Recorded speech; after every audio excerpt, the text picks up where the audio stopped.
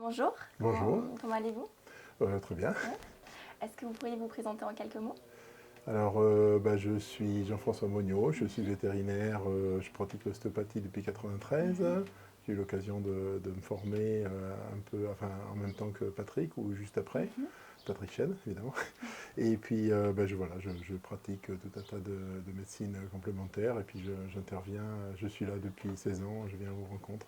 Et qu'est-ce qui vous a amené justement à ces rencontres, Bon, à ces déjà, moments ma de partage? proximité avec Patrick Chen, hein, Mhm. on est assez amis, et puis bon, l'ambiance que j'y ai trouvée m'a Mhm. incité à revenir tous les ans.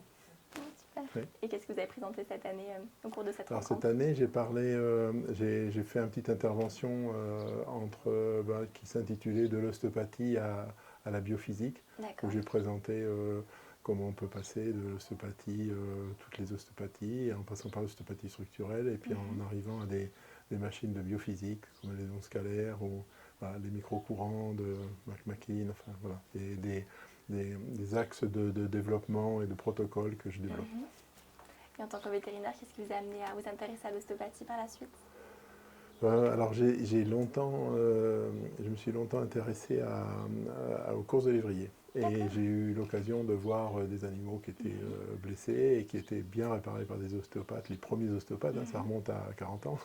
Donc, et puis du coup, je me suis intéressé à ça et j'ai eu la chance de pouvoir côtoyer Patrick qui était en Mhm. Gironde avec moi.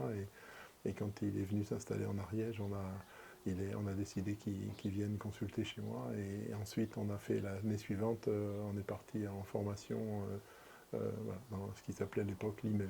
D'accord. Mm. Oh, c'est génial. Ouais. Et concernant votre présentation, est-ce que vous pouvez m'en parler davantage? Oui, vous voulez que je vous la refasse ou non, c'est ça, non.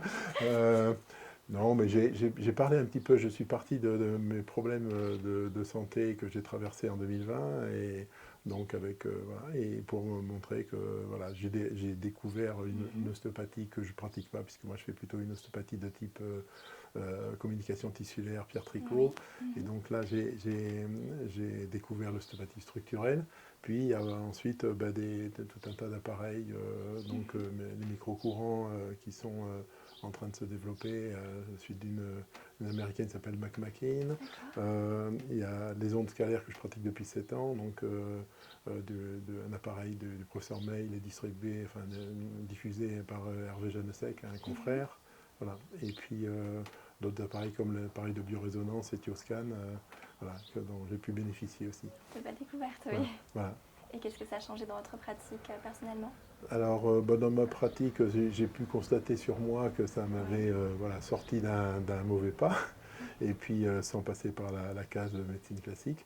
Et Mhm. puis ensuite, ça m'a incité à le développer, à essayer sur les animaux. Donc les ondes scalaires, ça fait 7 ans, je maîtrise, mais par exemple les thioscan, je vais m'y lancer très prochainement. Et vous pouvez me dire un peu plus en quoi ça consiste, de quelle manière? Bon, les micros, oui, alors les ondes scalaires, en résumé, c'est des ondes électriques qui ne sont pas des Mhm. ondes électromagnétiques et qui viennent en résonance avec le vivant et qui peuvent servir de support à des modulations de fréquences qui Mhm. permettent d'agir sur l'état général. C'est une communication directement avec les cellules. C'est quand même un appareil avec un émetteur, un récepteur et un champ qui est créé. C'est comme un peu, au lieu d'écouter la musique sur Mhm. 104.2, voilà, on écoute nos cellules écoutent sur 678 Ah, c'est des fascinant. modulations de fréquence. Voilà. Et donc ça, je maîtrise un peu parce que ça fait voilà, 7 ans que je pratique. Ensuite, les micro-courants, je les ai découverts, ce sont des micro-ampères et parce qu'il faut savoir que chaque, chaque organe ou chaque tissu a une fréquence et chaque pathologie a une fréquence. Mhm.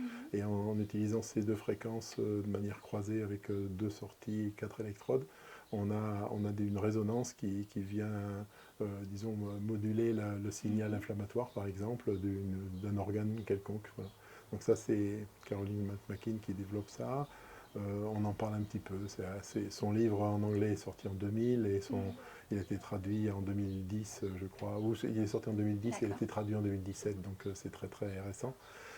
Et puis l'Etioscan, en fait, c'est un appareil d'origine russe qui permet de visualiser, enfin d'analyser les Mhm. fréquences émises par chaque organe et chaque tissu, et puis leur déviation par rapport à une norme. C'est Mhm. les Russes qui ont établi ça quand ils ont travaillé avec leurs cosmonautes.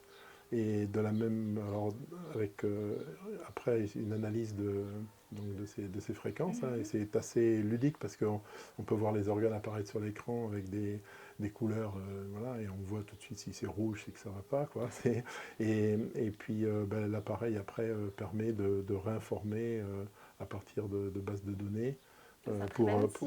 Oui, c'est un très très bel outil et une des choses importantes, c'est que ça permet de visualiser et de prendre conscience que dans le corps, il y a des choses qui se passent, qui ne sont pas encore peut-être là sur le plan physique, mais qui sont déjà là sur le plan émotionnel ou énergétique. C'est une très belle avancée Oui, ostéopathique et oui, oui. une belle découverte. Voilà, oui. Merci beaucoup et Oui. j'espère qu'on se revoit vite pour les prochaines rencontres. D'accord, merci. Au Merci revoir. beaucoup.